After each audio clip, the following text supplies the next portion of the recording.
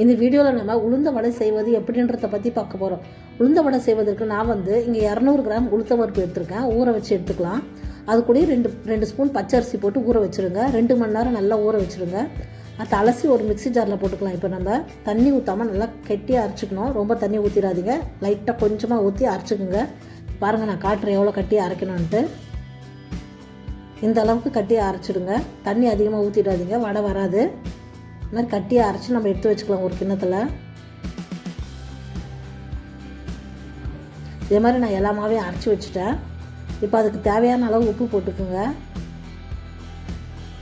வெங்காயத்தை நல்லா பொடியாக நறுக்கி அதில் போட்டுக்குங்க.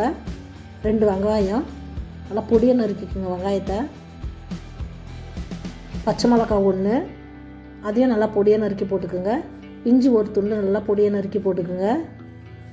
கொத்தமல்லி, கருவேப்பிலை, கொத்தமல்லி நல்லா பொடியாக நறுக்கி போட்டுக்குங்க. எல்லாத்தையும் நம்ம இப்போ கலந்துக்கலாம்.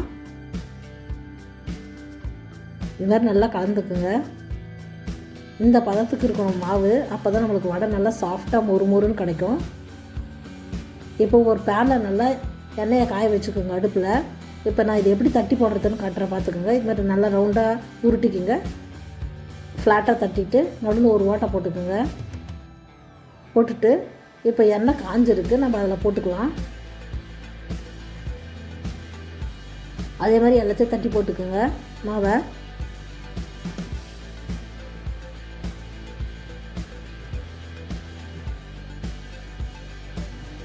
இது மாதிரி எல்லாத்தையும் தட்டி போட்டுக்குங்க.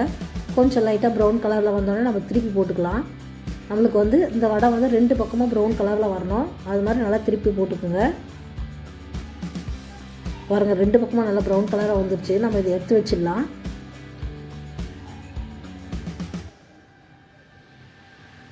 இப்போ நம்மளுக்கு சாஃப்டான மொறுமொறுவான மெதுவடை நம்மளுக்கு கிடச்சிருச்சு. இந்த வீடியோ பிடிச்சதா லைக் பண்ணுங்கள், ஷேர் பண்ணுங்கள், சப்ஸ்கிரைப் பண்ணுங்கள். மறக்காமல் பெல் ஐக்கானை கிளிக் பண்ணுங்கள்.